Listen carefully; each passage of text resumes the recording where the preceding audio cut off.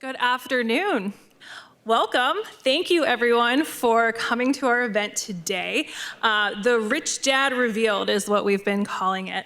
And so we're really excited to have this opportunity to have these speakers here at Penn State. And this is a testament to show that real estate and other investing is alive and well, and we are happy to promote our program here. So I want to give a big thank you to the Borelli Institute of Real Estate Studies. They were a huge help and a huge sponsor. That is my organization that I am with here at SMEAL at Penn State. So thank you to the Borelli Institute. And we are proud to have a real estate expanding program. So we currently offer an undergrad degree in real estate. We have an undergrad real estate certificate, as well as a master's degree in real estate and an online real estate certificate. So if you are interested in getting involved in commercial real estate, this is the place to be. We are growing, we are expanding, and we're doing events like this. So we really want to encourage everybody to look at what we have to offer. And if you have questions, or if you're a freshman or sophomore interested in real estate, we have a brand new class that will be offered this year. It is RM 297. And that is going to introduce you to different career paths that you can take within commercial real estate. So definitely something to look into. So without further ado, it is my honor to introduce today's speakers that we are very fortunate to have here. Robert Kiyosaki, the best-selling author of Rich Dad, Poor Dad, and one of the most recognizable financial educators in the world. Tom Wheelwright, CPA, a leading authority on tax strategy and the author of Tax-Free Wealth. Garrett Sutton, a highly respected corporate attorney and expert in asset protection, also the author of Real Estate Loopholes. And his son, Ted, is also an attorney who is joining us, who helps clients form businesses and structure their entities for success. So please give a warm welcome to our distinguished panelists.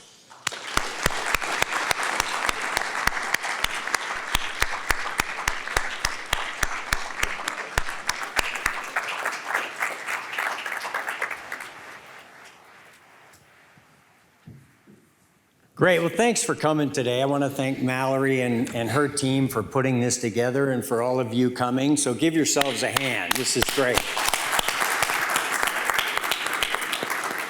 So I have one question for the audience. How many of you are in Penn State's real estate program?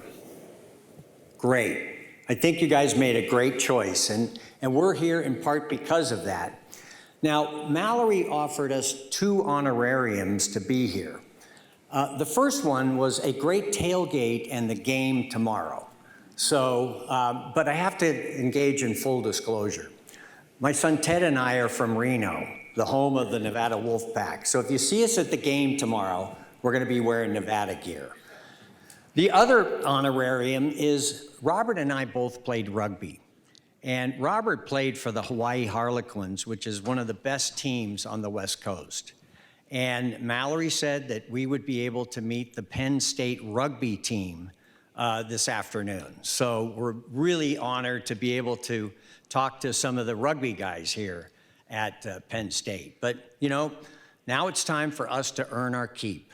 So we're going to be talking today about real estate and all. I have to mention one thing. We're filming this for Tenero, which is a new financial education channel we have. Tenero means to have money, so we shortened it to Tenero. So if you want to see this event later, you can subscribe to Tenero and watch the whole event. But for now, it's my great pleasure to introduce Robert Kiyosaki. He's been a friend for 25 years. We've traveled the world speaking about financial education. So let's have a big hand for Robert Kiyosaki.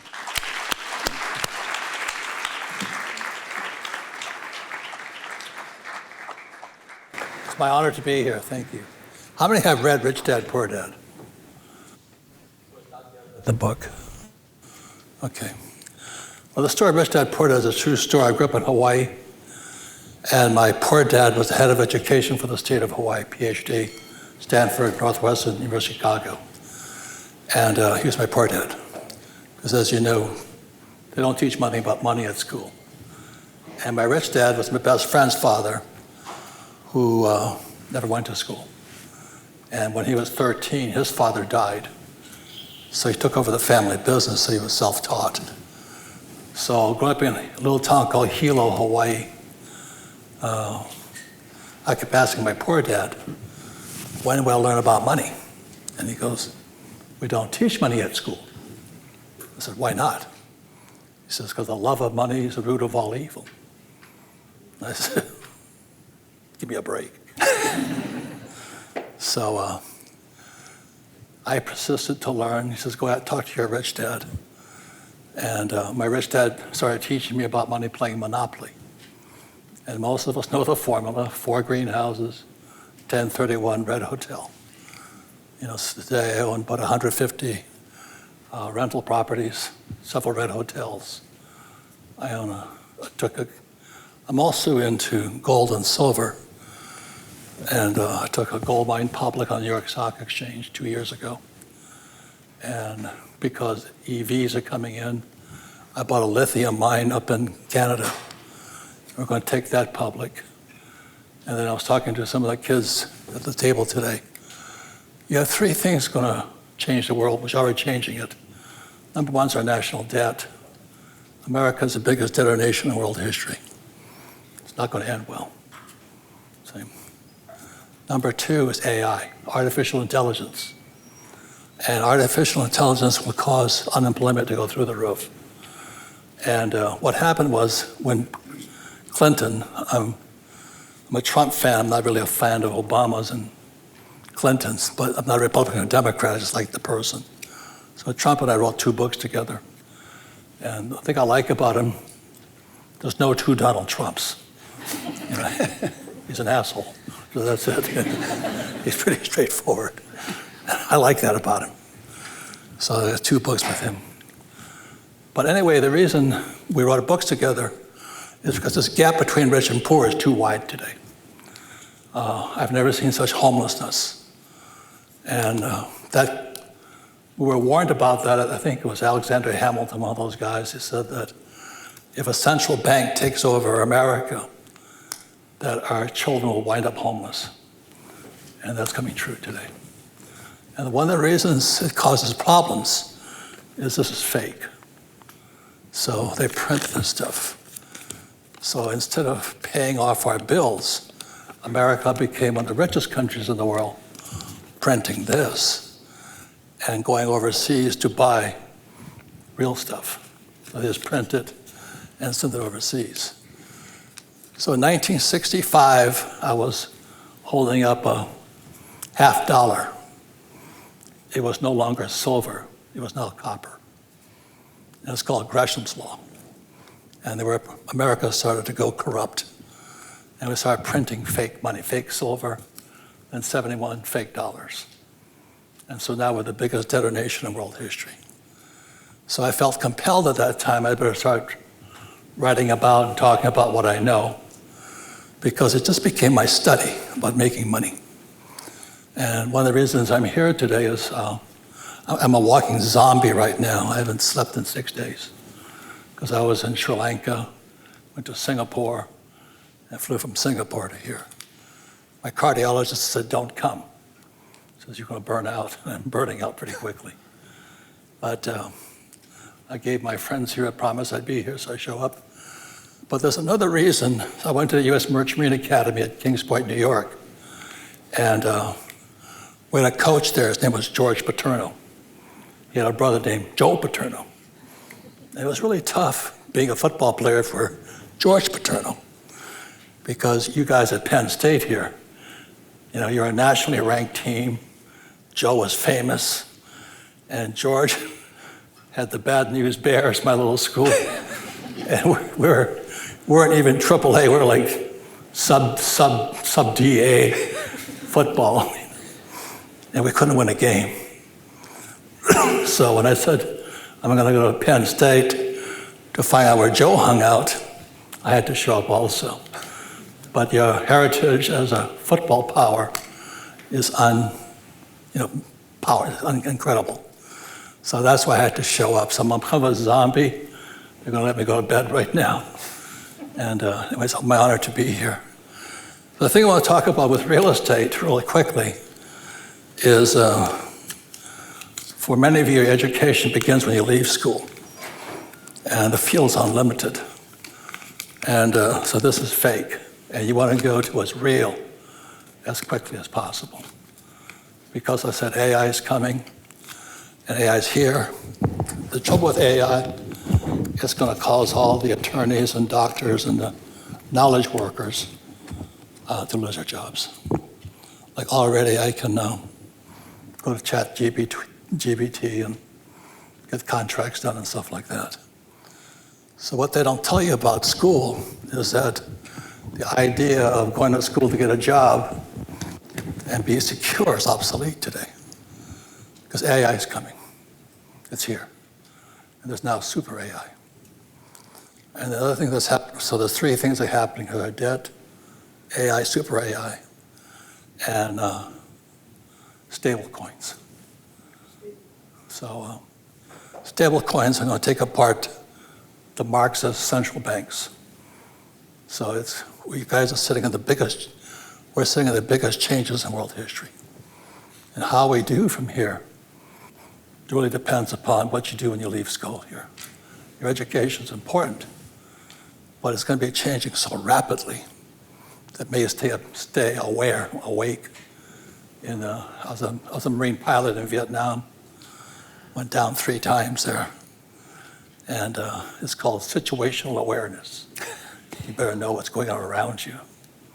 So if you saw the movie Top Gun, that was kind of how I lived. I loved it. Get ready to go to a fight. And we're going to die at any time. I was in Singapore, 1971, and the 2 carrier groups came in, my carrier and the USS Midway. And I saw 2 of my classmates. And one was a Navy pilot, one was a Marine pilot, I was a Marine pilot. And they drove what's called the EA-6. And so it was on Christmas Day in Singapore.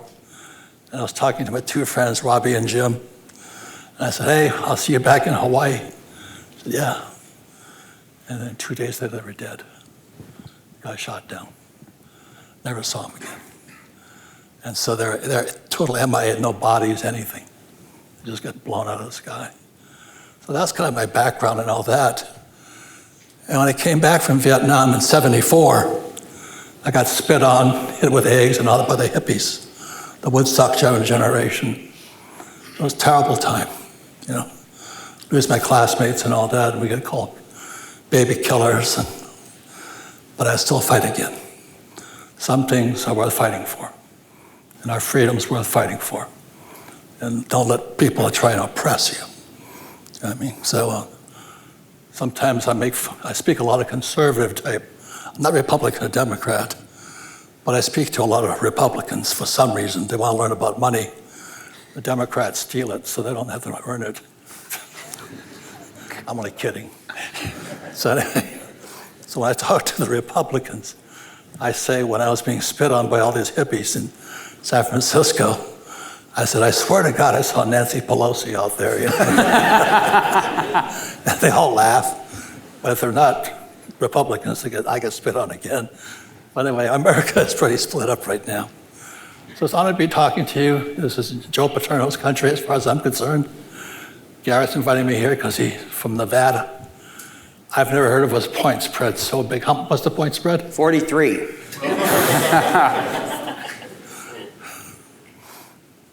You should have let Penn State pick on little schools. Okay?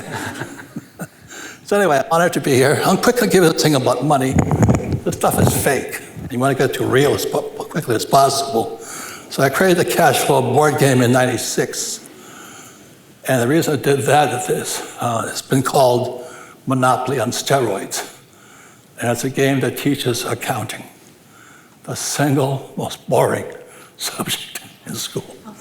And I have the honor of flunking out of high school twice because I can't write. But today I'm the #1 author in the world.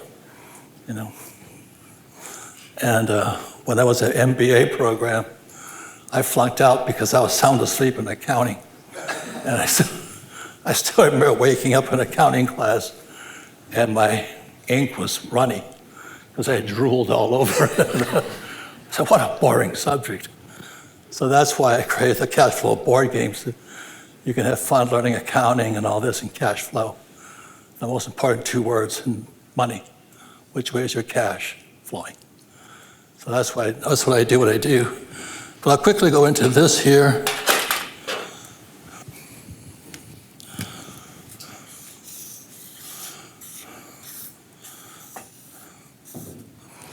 And again, I'm apologizing, I'm kind of a zombie. It's been 6 days, I haven't slept. But anyway, this is the basis of accounting. You have income, expense, assets, liabilities. And I said in Rich Dad, Poor Dad, your house is not an asset. Oh, I caught hell for that one. You know, and again, it's cash flow. If the cash is flowing in, it's an asset. If it's flowing out, it's a liability. Very simple. Also said savers were losers. And the reason why they're losers is they're printing it. They're going to print, I think, $3 trillion this year. And the question I ask people, if you spent $1 a minute, how long would it take you to spend $1 trillion? $1 per minute, and $1 per second. How long would it take you to spend $1 trillion? 32,688 years. And they can mouse click it. So that's why your financial education's got to go up. Because I said again, the debt's going up, AI is coming in, and stable coins. Stable coins are what the dollar should have been. But now the Trumps made $1.2 billion by creating a stable coin. So the whole world of money has been turned upside down. And technically, any of us could take on the central bank. We just print our money, back it by gold or back it by something. That's a stable coin. So the power has gone to the people. It's decentralized. Whereas a central bank is Marxist, centralized. Real simple. So anyway, when I was a kid, talking to my rich dad, this is my poor dad. And to this day, it's still true. Poor people focus on income statements, income expense. Oh, how much money have you made? I got my expenses low. The rich focus on balance sheets. And we listen to financial news networks, what's this balance sheet say? They rarely talk about the income statement. There's one more statement that's in the board game, is a statement of cash flow. And Tom will talk about that. So what I was taught as a young kid, focus here. And so, because this thing is fake. Question is, how do you get back to real? And that's your job as human beings today, because our Federal Reserve Bank is 400 PhDs, like my poor dad. This woman, Janet Yellen, I don't know what she's up to or what she's smoking, but holy moly, but PhD. I just tell my dad, PhD. PhD stands for poor, helpless, desperate. He didn't appreciate that at all. But my rich dad was saying, you've got to get here. So if this is fake, so you got to get there to here. So when you get to the balance sheet, there's basically 4 asset classes. Number 1 is business. The richest people in the world, America, are entrepreneurs. There's a guy named Elon Musk. It's a little company called Tesla. Trump has Trump. So that's what they do. But my rich dad taught me the purpose of a business is to buy real estate. That's the purpose of a business. This is my rich dad talking to me. My poor dad's saying, buy a nice house, you know. Now, the question is, why real estate? And it's a very important four-letter word. Debt. So as long as I have a strong business, I can borrow as much money as I want to acquire real estate. That's the way it swings. So what happened in 2008 when it crashed, I went to my banker. That's one you gotta have on your team, a banker. And I borrowed $30 million. He says, why are you buying? Everything's crashed. I said, because everything's on sale. He goes, what? And my buddy Dave Ramsey says, get out of debt. I said, Dave, how un-American can you be? No, because the dollar is debt. We stopped borrowing money. There's no money. So everybody's into bonds and treasuries and all that other garbage. And what's crashing the stock market today is the bond market's crashing. So America's in serious trouble. So you're doing your best. You're being patriotic as hell to find good real estate, or use debt to buy it. So in 2008, when it crashed, I borrowed $30 million, and my partner, Ken McElroy, and I went after real estate. It was on sale. Best thing ever happened to me. Another one is paper.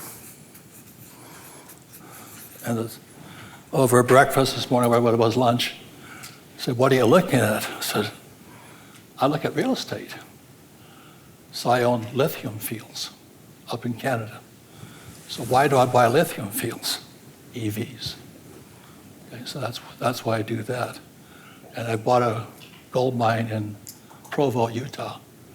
Took that public on the New York Stock Exchange. So that's how I generate paper, my paper. That's what entrepreneurs do. They generate their own paper. And then what you get from here, commodities. So those are 4 asset classes. And the 4 asset classes are the original money. Gold, silver, real estate, cattle, and oil. So the purpose of taking this real estate course is you're going to come out of a school here working for fake money. Your job as entrepreneurs is get back to real money, commodities, gold, silver, Bitcoin, real estate. I own cattle, land, food. Get back to real money. And that's the purpose of your education. And so the 3 things that are threatening more your generation than mine is AI is going to put people out of work, millions. So the idea of go to school, get a job, not a good idea. You save money, they're going to print it, not a good idea. And so how do you make money from that? So an entrepreneur doesn't care, market's going up or down. I don't care. So AI kicks in. What's the weakness of AI? Energy. So what I'm doing is I'm putting together with another one of our partners up here, Mike Maselli, and we're assembling a natural gas package, a fund. So we're going to buy natural gas farms to fund AI. Also, my other friend owns uranium mines in Canada, so I'm going to invest in uranium for nuclear. And that's how you change fake money to real money. That's how you get richer. Unfortunately, as other people get poor. That's what education is supposed to do. Thank you very much. Great. Well, thank you, Robert. Let's have another hand for Robert. So now it's my pleasure to introduce Tom Wheelwright, who is a CPA, and as an asset protection attorney, he hates this joke. I say CPA stands for cannot protect assets, but he can help you with tax deductions and all sorts of kind of interesting ways to look at the tax code. So I'll let Tom dive into that. Big hand for Tom Wheelwright. So today we're going to actually talk about how to not pay taxes legally. My book is Tax-Free Wealth. It's not tax-reduced wealth. It's tax-free wealth. And we're going to do so with real estate. But first, let me give you a little of my background. So I grew up in Salt Lake City, Utah. So I grew up a good Mormon boy. So I got to spend 2 years in Paris, France, learning how to get rejected in French. And from there, I went to the University of Utah, same as Ted. Did my undergraduate, same place Ted did his. And then I went to the University of Texas to do my get my master's of accounting and tax.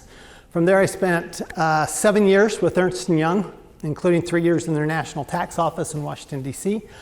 I spent 4 years as the in-house tax advisor for a Fortune 500 company.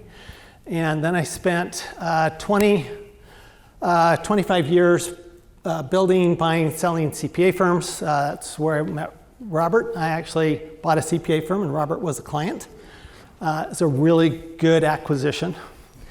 And since then, that was 25 years ago. So with Garrett, we've been traveling around the world for 25 years. And then recently, a couple of years ago, I started a franchise of tax advisory CPA firms called TFW Advisors. But what I really am is I'm a teacher whose subject is tax. And what's interesting is that when Robert and I travel around the world, I'll always get somebody come up to me. And it doesn't matter, seriously. I mean, I've had this in Bishkek, Kyrgyzstan, Moscow, Russia.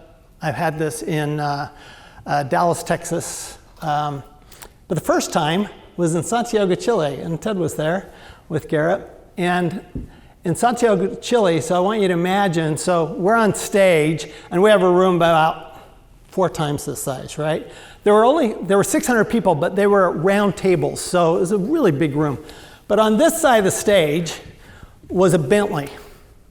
And on this side of the stage was a lime green Lamborghini.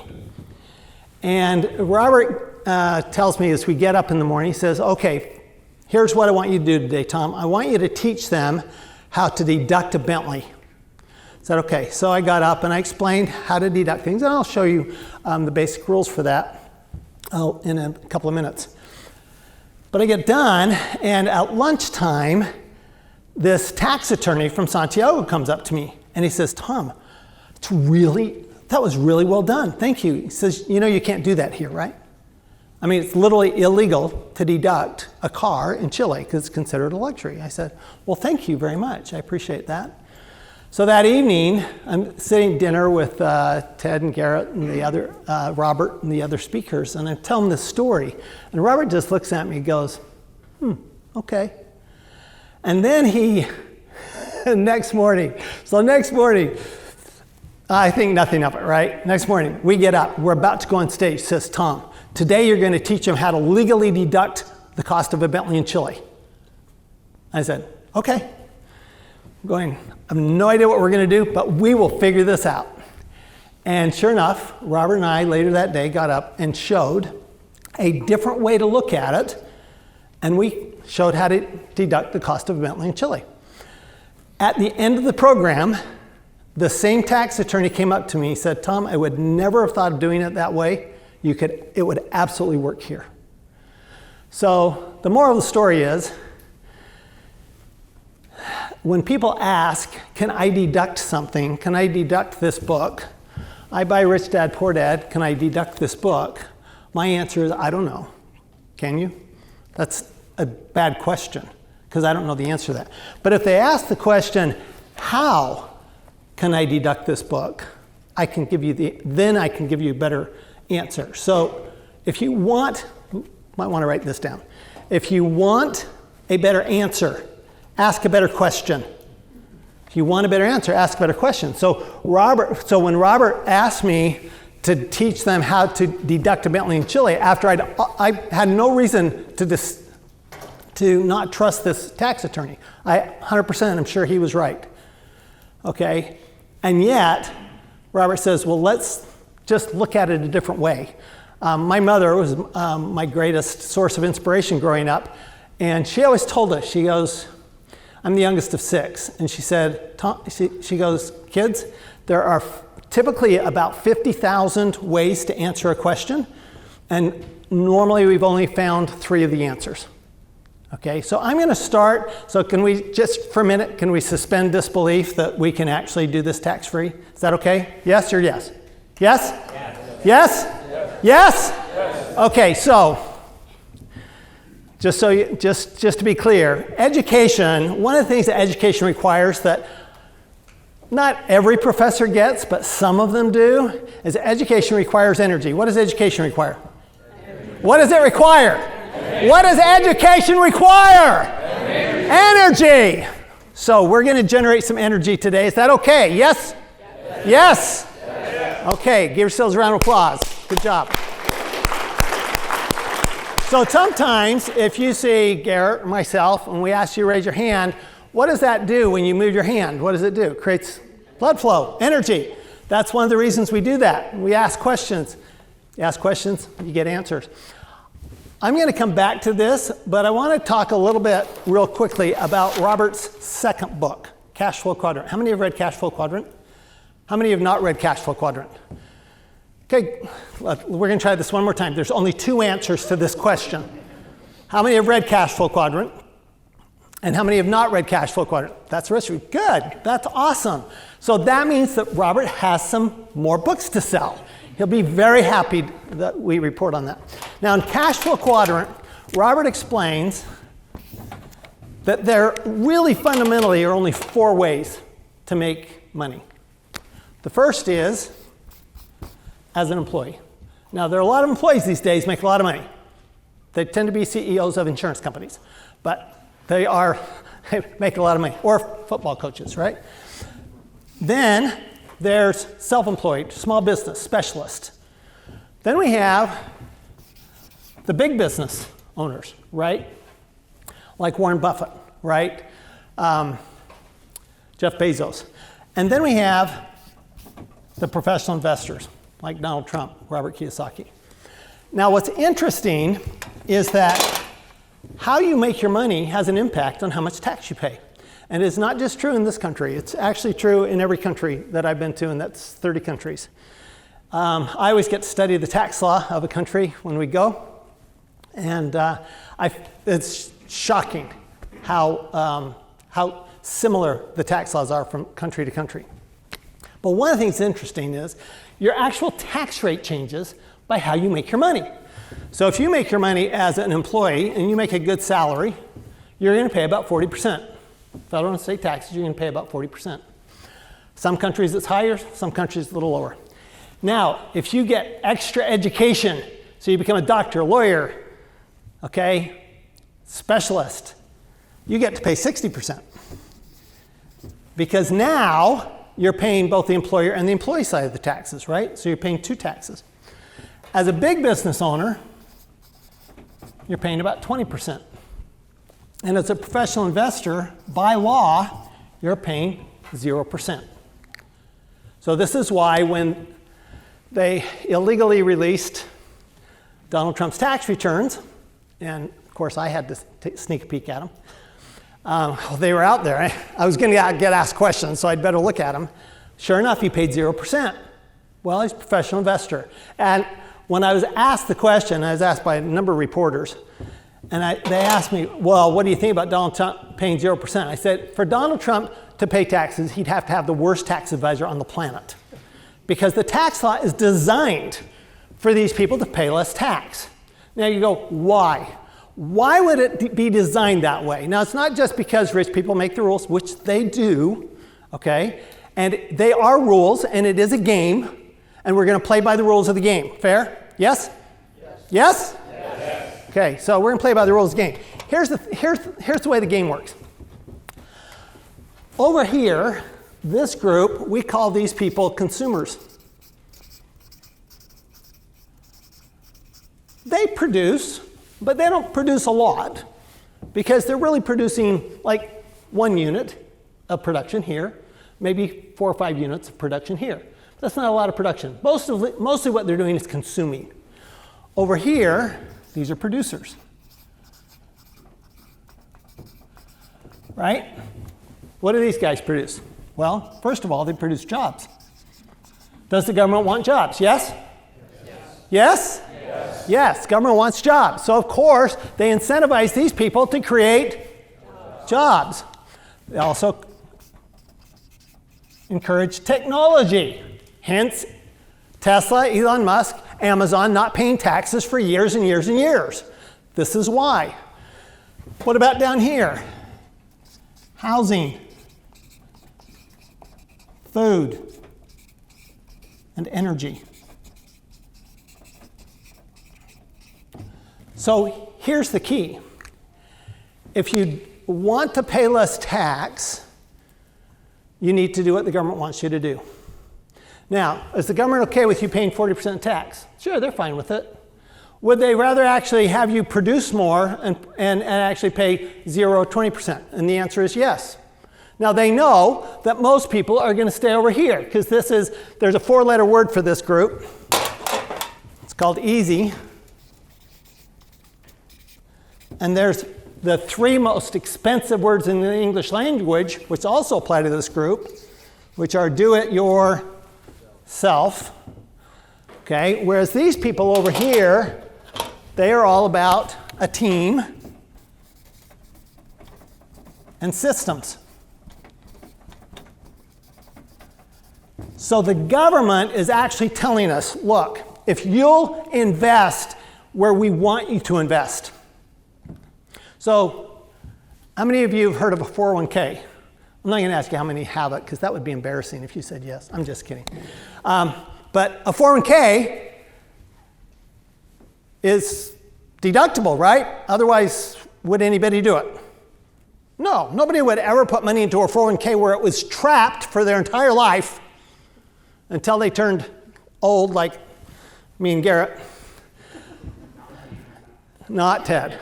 That's why Ted doesn't have 401k, because he didn't want his money to be trapped. But you'd never let your money be trapped until you were 59 and a half unless there was an incentive. And what's the incentive?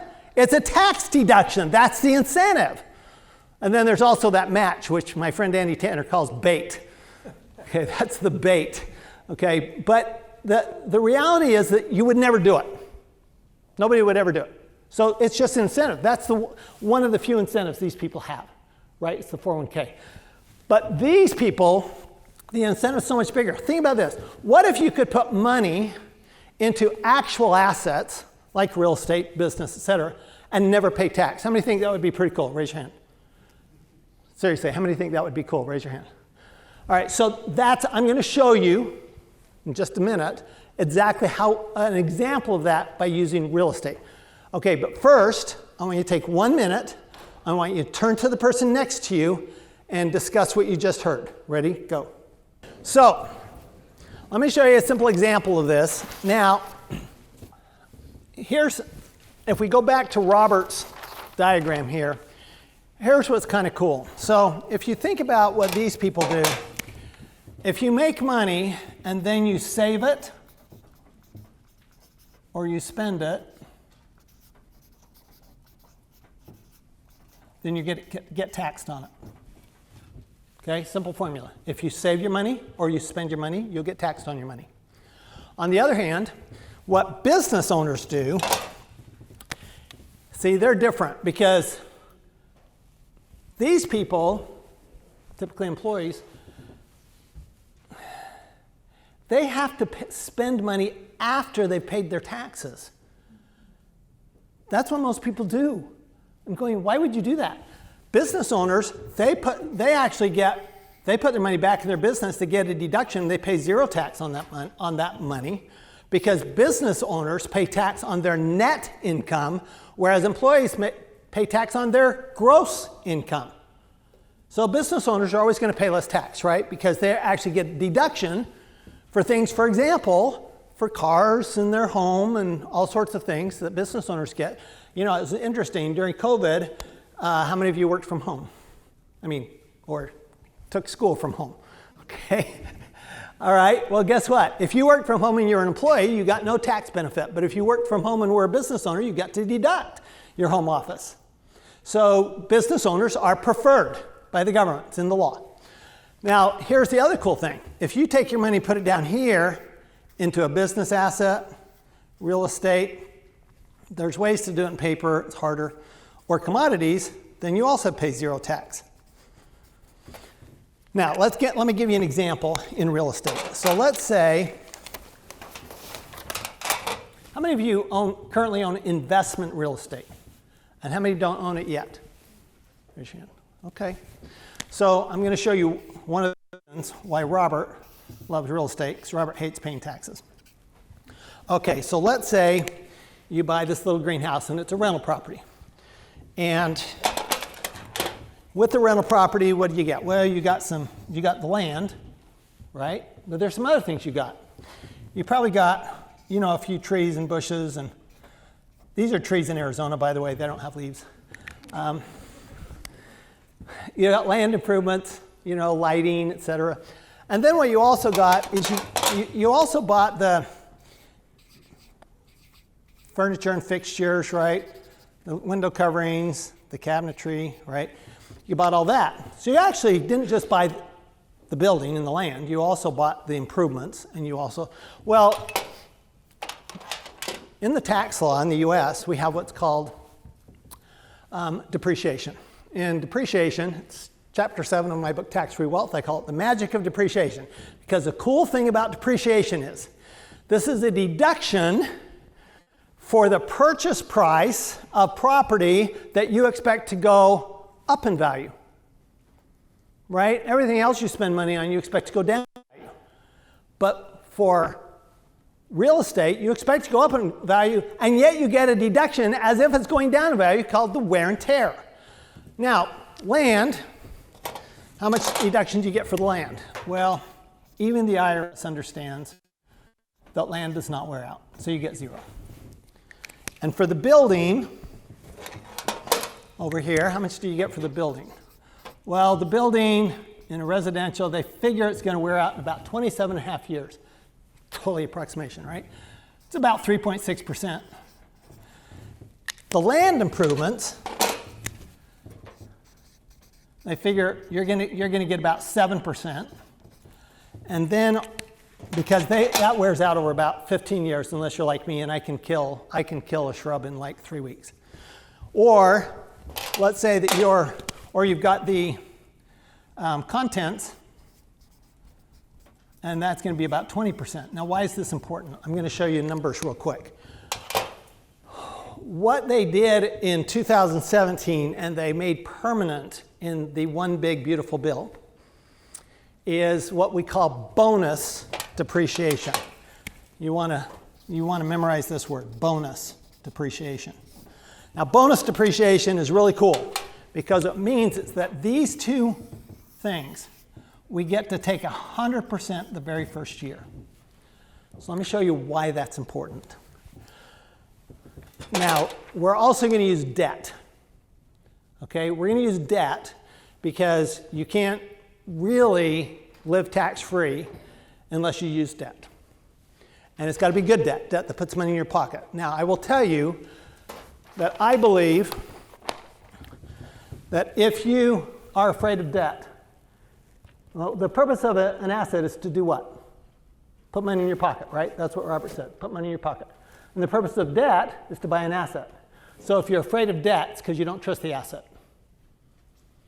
If you're afraid of debt, it's because you don't trust the asset. So once you trust the asset, the whole world changes. The whole world changes. So let me give you an example. Let's say we go out there and we find a fourplex, and we pay $1 million for it. And let's say we borrow $800,000. Right, we're going to borrow $800,000. The bank's going to give us an $800,000 loan. They'll do that. And so we're just going to put in $200,000. Now, here's the cool thing. We get to depreciate this number even though we only put in this number. So we get a tax deduction for the total purchase price, even though we only put in 20% of the purchase price. Well, let's look at bonus depreciation. Now, in order to do the bonus depreciation, we have to do something called a cost segregation. You want to write that word down because that's a big deal. Cost segregation.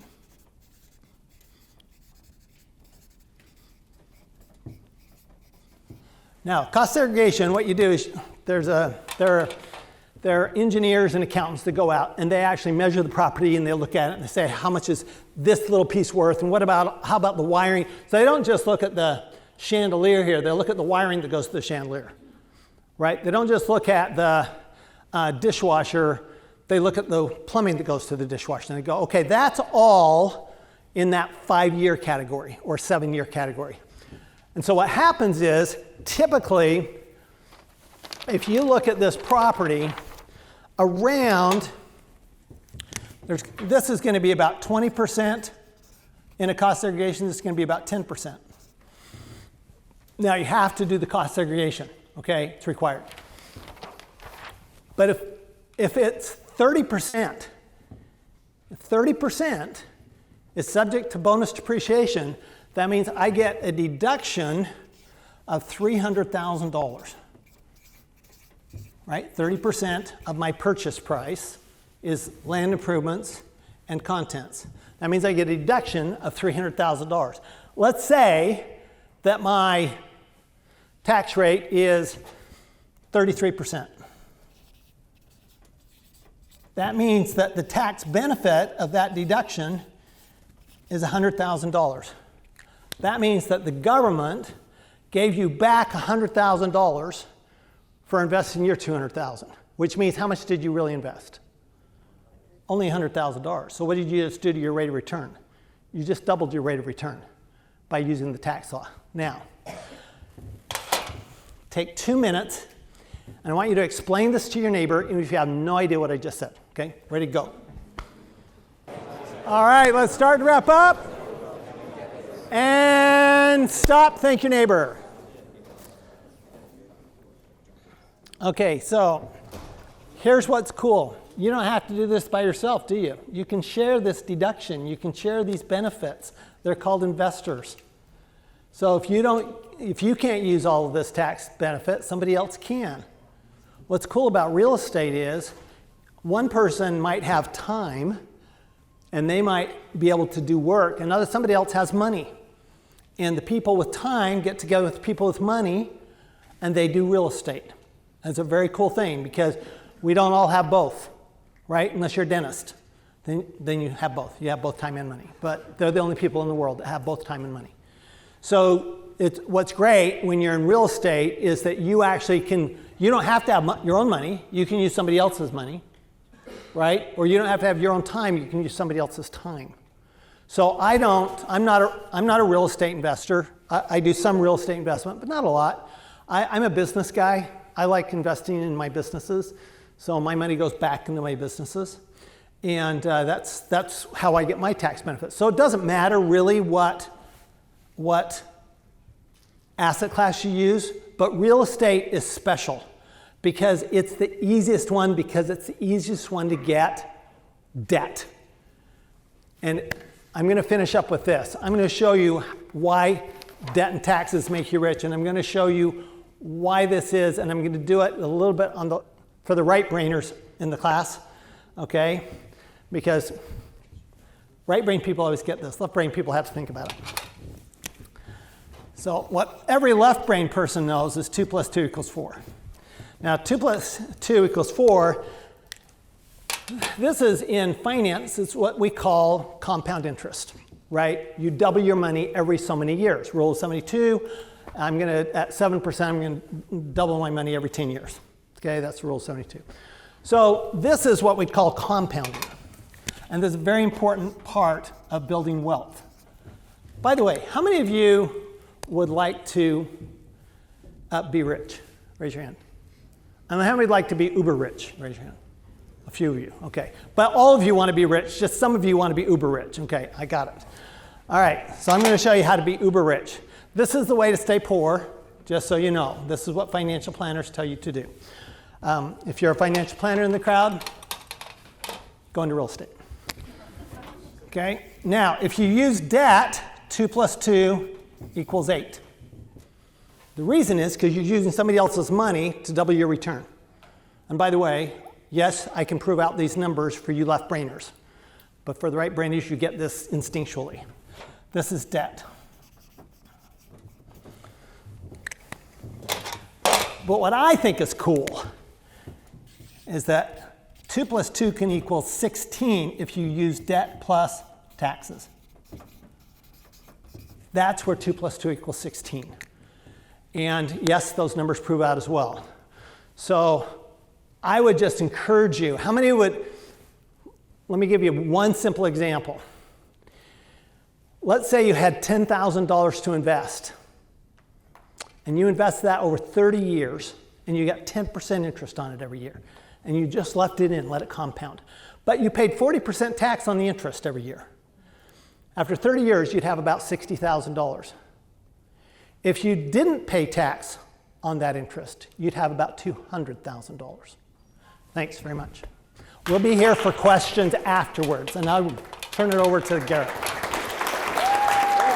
Thank you, Tom. I mean, it's just like old times. Tom and I have traveled together for, 20 years doing this. And it's just great to be back together with such a crowd, engaged audience like you are. And so now, next up, Robert and Tom have talked about how to gain these assets. And our job to finalize it is to protect these assets. So Ted and I are going to take you through this. We've got a few more minutes here. And so you're acquiring assets. And this applies to real estate, it applies to brokerage accounts, it applies to businesses. We want to protect these assets. And so, there we go. That's me. These are some of the books I've written. And this is my son, Ted. He's got a book coming out, Greenback's Book of Law. And it teaches the law for kids. And it comes with a card game so the kids can learn the law. So that's coming out in February. So asset protection involves what to protect, how to protect it, where to protect it. Because everybody knows why. And you saw the slide, so I'm not going to have you talk about it. Because the USA is the most litigious society on earth. I mean, we have more lawyers per capita than anywhere on earth.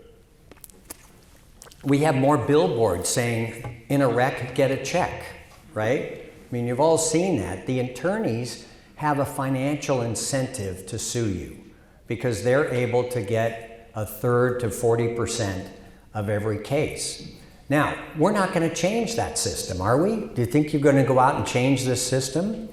No, but the system also allows us ways to protect ourselves.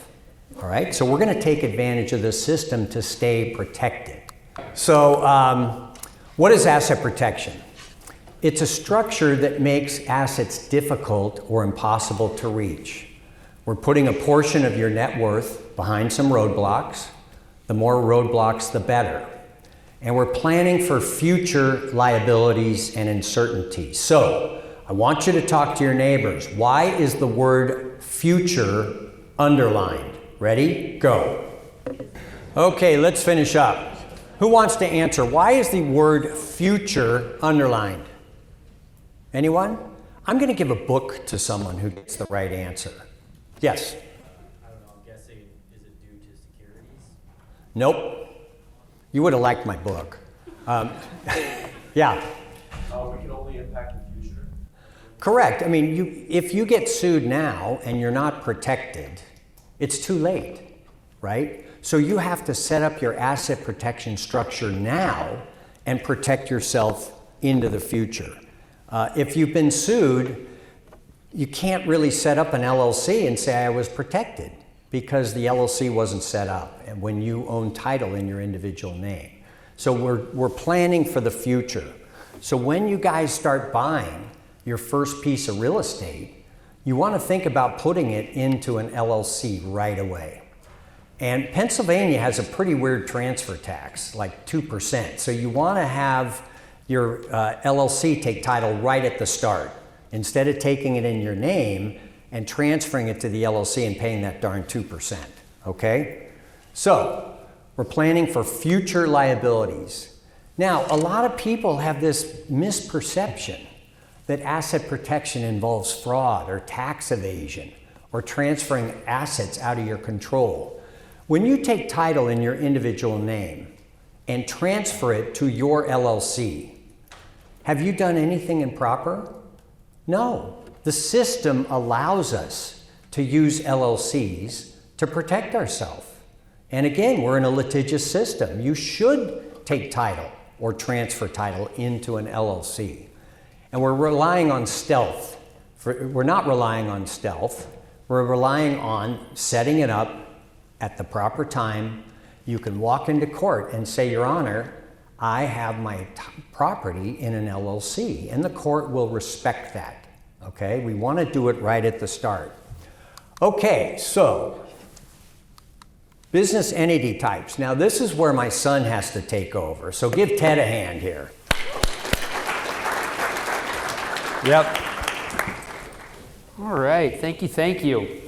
So yeah, a little bit about me. My name is Ted Sutton. I'm his son, and I have no merit on my own. No, I'm just kidding. So I was born and raised in Reno, Nevada, which is one of the reasons why we're out here.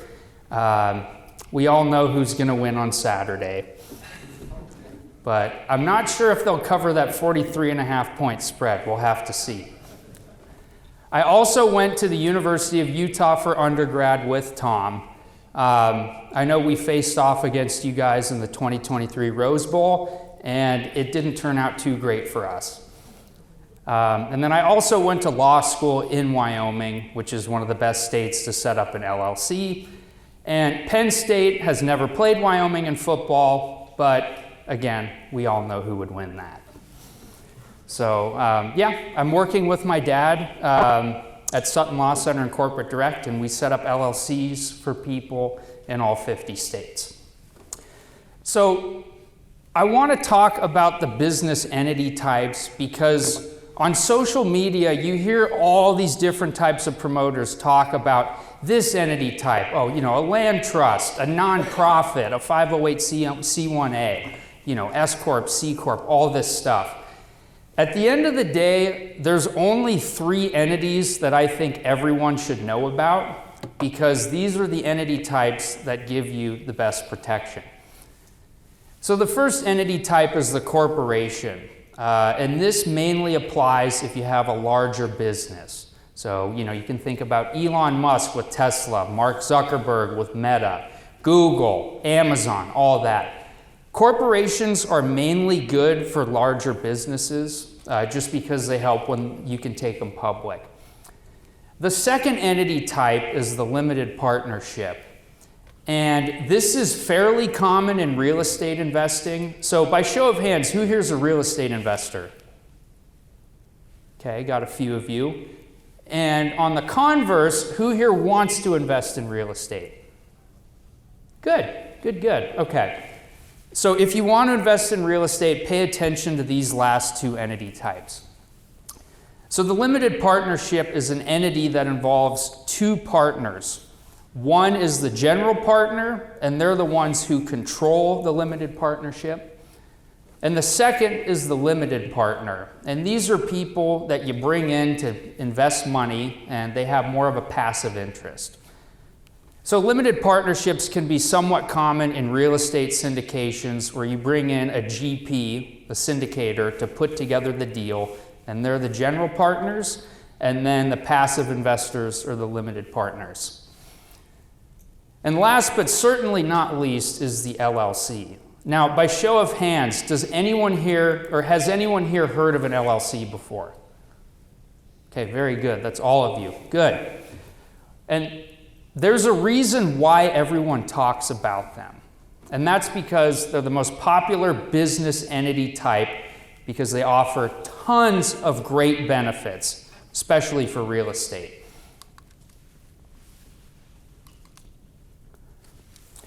So there's a lot of different benefits that the LLC offers as an entity, but there's a few of them that I think you should be aware of. The first is that they offer lots of ownership flexibility. They can be owned by individuals, by other business entities, or even by trusts that you set up for yourself to avoid probate. The second benefit is that they offer management flexibility. And this is because they could either be member managed, where you set up an LLC and only the owners can manage the entity for you. Another management style is that they could be manager managed, which is where you set up an LLC and you could hire an outside manager with no membership interest to manage the LLC for you.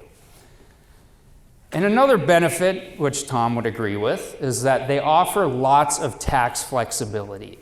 And for real estate investing purposes, LLCs are usually taxed as partnerships, which is where you have two members and all the profits and losses flow onto their individual returns. Or they could be taxed as disregarded entities, which is where you set up an LLC, you're the only owner, and all the profits flow onto your individual returns. So lots and lots of great benefits with the LLC. But here's the most important benefit. LLCs are terrific for real estate because of the liability protection that they offer for real estate investors. And this is because they protect against two different types of attacks, and I'll walk through both of them as easy and as slowly as I possibly can. The first is the inside attack, and the second is the outside attack. So the inside attack is an attack against the business itself. And in the real estate investing context, it's something that's inside the scope of your business. Now, the most common example of this is where you set up an LLC to hold title to real estate, and you rent the real estate out to a tenant. Tenant trips and falls like they do in this photo, and when that happens, they sue the LLC that holds title to the real estate.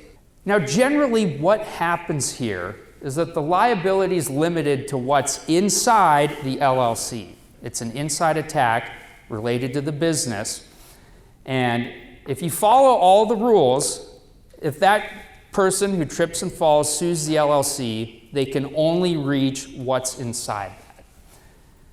However, what they could try to do is pierce the corporate veil to reach all of your personal assets, which is a huge no-no. So by show of hands, does anyone here know what the corporate veil is? Okay, I think that's an opportunity to buy my dad's book here.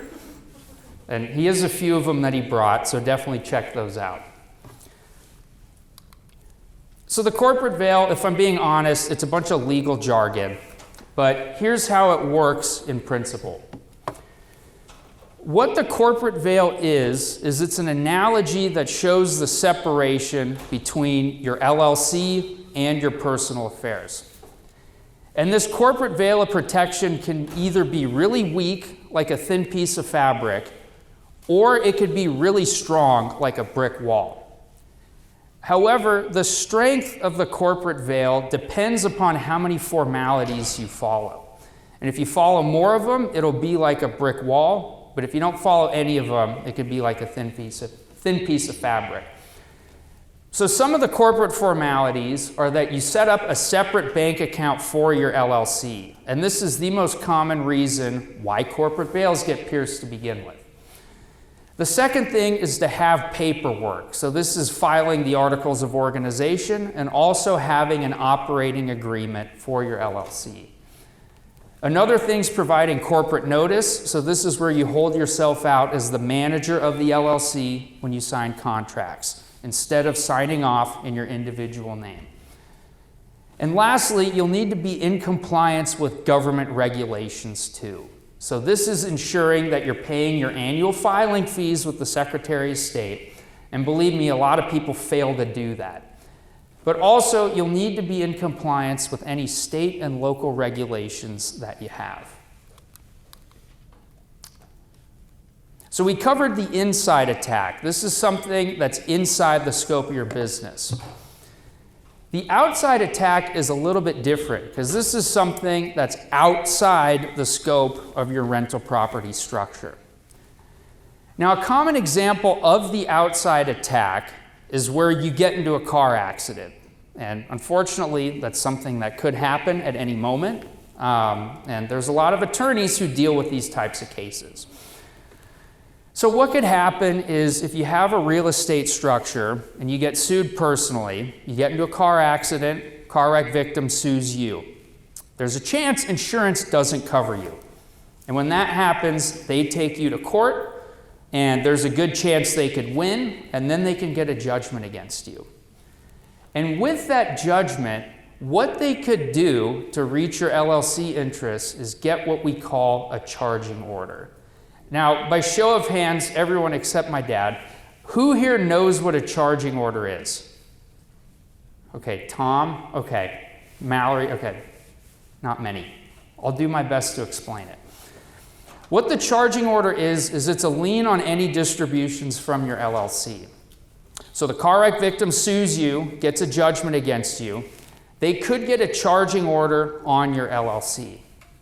And what happens is if you take any money out, that money goes to the car wreck victim instead of you. But the benefit of the charging order is that you still have the control whether or not distributions are made.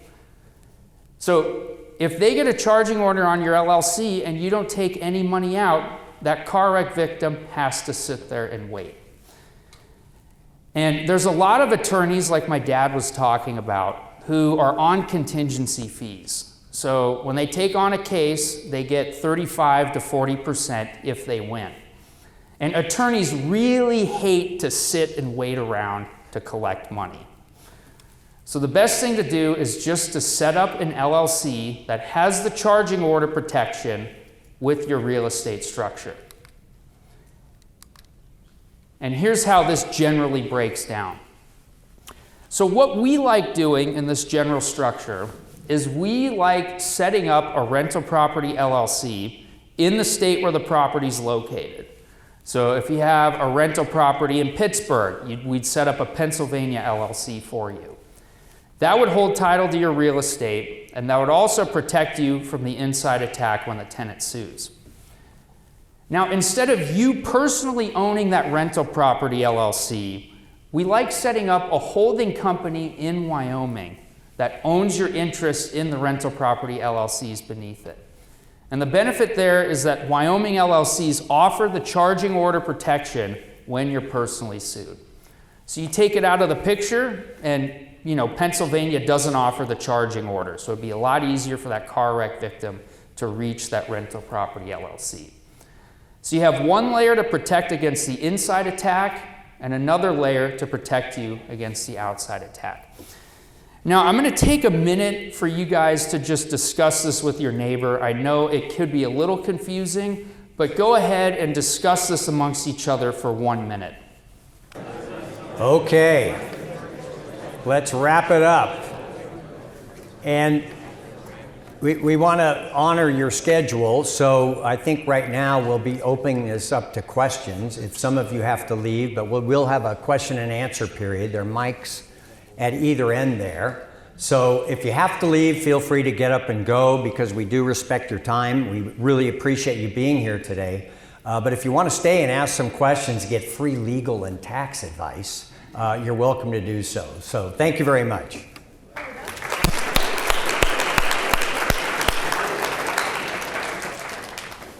Oh, great, no one's leaving. Any questions? So what happens after you have the LLC and that whole claim comes against you and you're not allowed to take any money out from the LLC because this is all going on? When does that end? And how are you taking money out if that's how you're surviving? So what we've seen is that these cases do happen. And one of the slides that we didn't get to, we always recommend insurance, all right? Insurance is the first line of defense. All right, we're not going to set up LLCs and not have insurance. You want the fire insurance, you want the property insurance, and then I always recommend that you have a policy of umbrella insurance, personal umbrella insurance for your home and auto, right? And typically it's only $400 for another $1 million of coverage. And so in the case where you get sued and someone has a judgment against you, first of all, we want you to have insurance. all right? On the inside attack, we want that property to be insured. On the outside attack, we want you to have the personal insurance, the umbrella insurance. And in many cases, insurance will solve this problem, okay? But doesn't the LLC kind of force the settlement? The LLC certainly forces the settlement. And that's I think that's the answer to your question, is that the LLC is really going to force them to settle, and you've got insurance to settle that claim. So you're trying to get them to settle the claim, and that's the LLC actually gives them an incentive to settle. Well, because the attorney, again, does not want to get a charging order and wait around and monitor if any monies are coming through. They're much better off, it's in their economic self-interest to move on to the next case with insurance. So we don't see many people pursuing LLC charging orders because it's not a good use of the attorney's time. But like Tom says, you want to have it set up so that you can provide that aura of protection. All right, any other questions? Oh, over here? My question is with regard to LLCs. Talked to a lot of different folks over the past few weeks and months that have their LLCs registered in places like Delaware or Wyoming. Could you speak to the group a little bit about why, either based on industry or for other reasons, folks have elected to register the LLCs in those places? Sure, let's go back to this slide here that Ted had. So holding company is the one that you're talking about. You have three main choices: Delaware, Wyoming, or Nevada. Those are the top three. Texas is trying now. Texas is kind of getting active in offering a good state law. It's interesting, a lot of countries have just one national corporate law. And during the American Revolution, the framers wanted each state to have their own corporate law. So we're one of the few countries that has corporate laws state by state. And what happens is the states compete against each other to be the best, which is Wyoming, Delaware, Nevada, and now Texas. So Wyoming we like because they don't list your name on the state website. They have the charging order protection, even for the single member, meaning only one owner. Other states say you can have the charging order, but you have to have two members. It's only $62 a year in Wyoming. Now, in Nevada, you have to list someone's name on the state website. In Delaware, they have all these new reporting requirements. You know, like every quarter, you have to identify who the owners are. So in terms of cost and flexibility and protection, we like Wyoming. But yeah, you're going to hear all sorts of stories on the internet, so just believe Ted. What about Delaware? What's the big draw to Delaware? Well, go ahead. Yeah, I think with Delaware, a lot of it's because they're a hotbed for the corporations. A lot of Fortune 500 companies are set up there, and they have the Delaware Court of Chancery to handle these complex business litigation disputes. So for Delaware, it's mainly for corporations, but I think a lot of people just have this idea in their head that it's also good for LLCs too. But even that's starting to change. Although, can I add something though? Go ahead. But Delaware has the Delaware Statutory Trust, which is, it's basically a tenancy in common, but with a single set of rules. So you can do 1031 exchanges.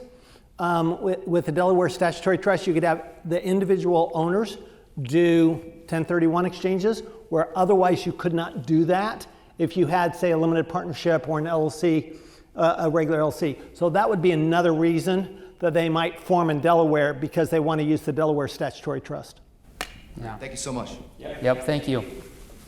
So I'm, a handful LLCs deep and properties and that sort of thing. And just yesterday I was having the meeting with the insurance guy, and he said, and I'm well protected. I'm in LLCs, I've got the umbrella insurance, but I'm just riding $1 million. And he said, you need more.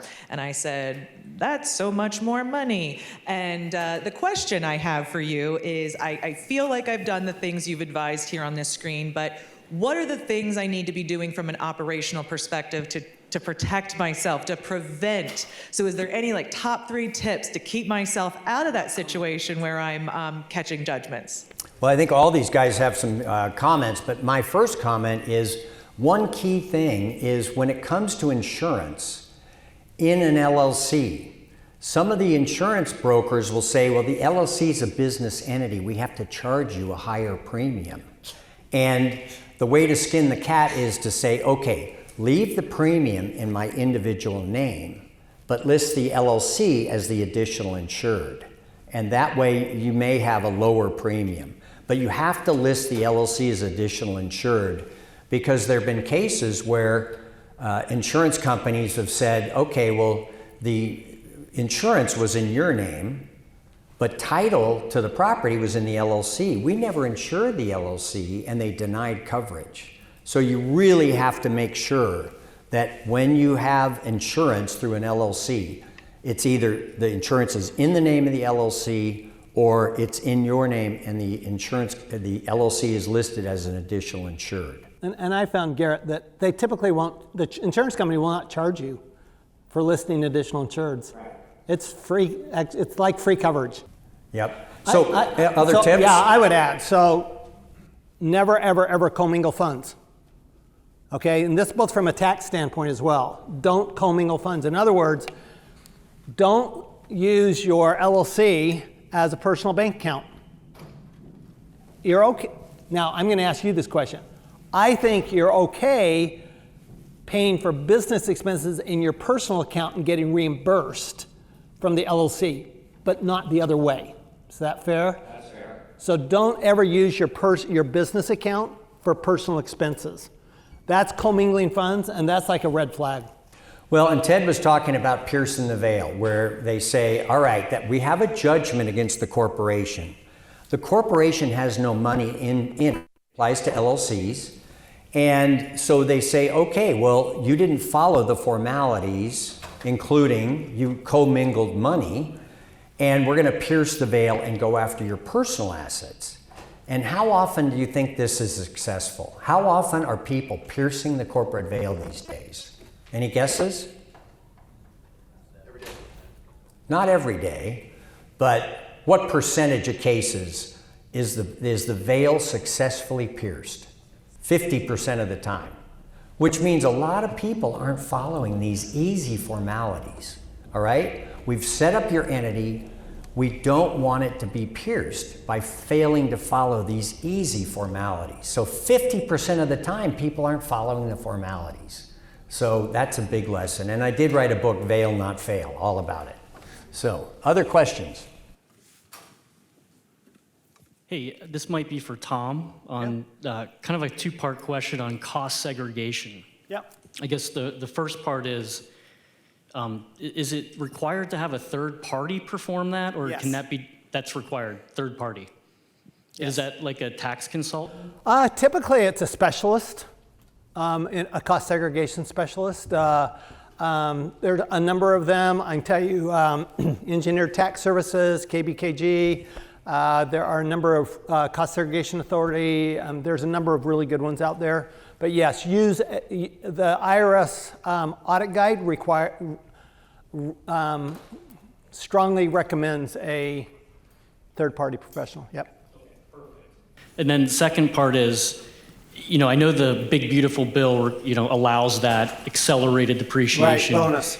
What if you had a property from 4 years ago? So good news is, so you can do a cost segregation to catch up. So let's say, for example, you were supposed to be deducting it in 5-year property and you took it in 27.5 years. So you retain 3.5% a year instead of taking 20% a year. The year you do the cost segregation, you get to catch it up. So cost segregations can be done. Now I want to add one more thing. CPA actually stands for cheapest people in America. Just so you know, Garrett, that's what it stands for. Thank you. Great. Any other questions? Any other questions? My question is, a lot of people here are young and don't own any properties or any houses. And once we're eventually gonna have to or will do investment properties or personal houses, what is the better strategic to put 20% to avoid paying insurance, or put as minimum flat money as you can, but make bigger payments? What's the best strategy? Well, I mean, what's the best? To have a 20% down and save on mortgage insurance? Or, I mean, I think you have to do the NAP. Yeah, you know, one of my rules is always run the numbers. As like we were talking at lunch today about 1031 exchanges. With bonus depreciation, 1031 exchanges are not always the best answer. That's a like-kind exchange, that's tax-free. Sometimes paying the tax and getting bonus depreciation on the new property is a better deal than a 1031 exchange. So you've got to always run the numbers. So I would just sit down, run the numbers on it. But, you know, it's kind of like, how many of you are real estate agents? Some of you are real estate agents, a number of you, okay? You know that the whole point is to have more deals, right? You want to sell as much as you can, as fast as you can. That's the same thing with real estate. It's invest as much as you can, as fast as you can. And so what you'll find is eventually is that little things like mortgage insurance become less important than the big picture of having more property. Because remember, if a property goes up in value, you get appreciation on the total, not just your equity. You get it on the total. You get a tax deduction on the total, not just your equity. And so it's really how much property can I get as fast as I can get it, as long as it cash flows. All right, thank you. Another question, with interest rates being high right now, what do people do? Do they know something and they still make money, or they lose money? Or should we wait till they lower it? When I bought my first house, the interest rate was 16%. Interest rates are not high right now. The challenge right now is cap rates. How many know what a cap rate is? How many do not know what a cap rate is? Okay, cap rate is the most important term in real estate. So I'm going to show you real quick. Can I show you real quick what a cap rate is? Okay. So I have my rent, right? And then I have expenses.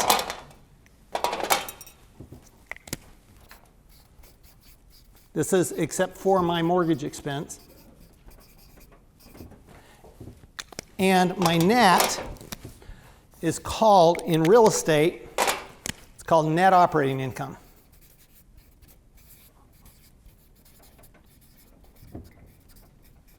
And real estate people shorten this term to NOI. Okay? So this is your cash flow, basically, before your debt service. That's your cash flow before your debt service. Now, cap rate is your net operating income divided by your price equals your cap rate. Another way to look at it is what would be your rate of return if you paid cash for the property? It's the same thing. And by the way, all assets are all productive assets, including the stock market, including a business, are valued the same way. So in business, it's called a multiple. In stock market, it's called PE ratio. PE ratio is just the opposite. It's just the inverse. It's PE ratio, price to earnings, right? It's just the opposite. But everything is priced this way. So what happens is what's going on right now is the cap rate is higher. So if the cap rate goes down, so let's look at this a different way. This also means that NOI divided by cap rate equals my price, right? Right, we did this math in junior high. Okay, so if my cap rate goes up, what happens to my price? It comes down, right? If my cap rate goes up. So what's happened is, right now, is the cap rate is higher than the sellers know. It's gone up, but the sellers aren't willing to give into it. They keep thinking interest rates are going to come down. If they come down, they're going to come down little. The 6% is not a high interest rate. It's only a high interest rate if you were born in 2008. Okay? Those of us who were doing real estate before then, 5-6% has been historically the average rate. Has been 5-6%. It's a normal rate. So we are not in a high interest rate. Like I said, my first house, 16%. People were still investing in real estate. So here's the key. Your key is not, your interest rate doesn't matter. What matters is your interest rate compared to your cap rate. As long as your interest rate is lower than your cap rate, higher than your, lower than your cap rate. As long as your interest rate is lower than your cap rate, you're good. Because that means that you're making money on the loan, right? If my cap rate is 8% and my interest rate is 6%, I'm still making 2% on the bank's money, aren't I? My cap rate's 8% and my interest rate is 6%, I'm still making 2% on the bank's money. And if I have an 80% loan to value, that means I'm making 8% on the bank's money and 8% on my money, so I'm making 16%, right, on that money, even though I've got an interest rate of 6%. So I don't care what the interest rate is. What I care about is the interest rate compared to the cap rate. Does that make sense? So what you're looking for is, and we're starting to see it. We're starting to see, particularly in commercial and residential and multifamily, we're starting to see cap rates creep up because it just can't stay where it is. People have been holding on thinking interest rates were going to come down drastically. They're not. So that you're going to start seeing prices falling so that the cap rates actually are normalized to where they should be. All right. Thank you very much. Great. Anyone else? Yes, sir. I had a mortgage broker tell me recently that if we put an investment property into an LLC, we would get a worse interest rate. If you've heard of that before. Well, I've heard all sorts of excuses, but no. In Reno, it's the same interest rate, whether you're in an LLC or not. Yeah. That makes sense to me. I mean, Yeah. we would own it directly, so. Right. A lot of it depends on the banker and how smart the banker is. Yeah. When it comes to banking, you got to shop around, you know. I think it's always good to know a few bankers, right? And shop it around. One way maybe do it is you have the LLC, it's a single member, it's you, and so you're the sole owner, and so maybe that's a way to get the price down. What banks don't like is they don't want to have to go after both you and the LLC. That's what they don't like. That's why, and actually I've seen it a lot. If you buy it directly into the LLC, then I found a lot of times that the interest rate will be higher because now they have, even though you personally guarantee the loan, they have to go after both the LLC and you. If you own it personally, they only have to go after you. And bankers aren't that smart. So I've talked to a lot of bankers and convinced them otherwise. Yeah, that's what you have to do. I mean, it's still, here's the thing. The bank has your personal guarantee. They have a first deed against the property, right? Their position hasn't changed if it's in an LLC or not, right? It's still the same, right? So just work with other bankers. Yeah. Thank you. Yep. Other questions? Okay, All right. seeing Thank none. you very much. Thank you so much. Thank you.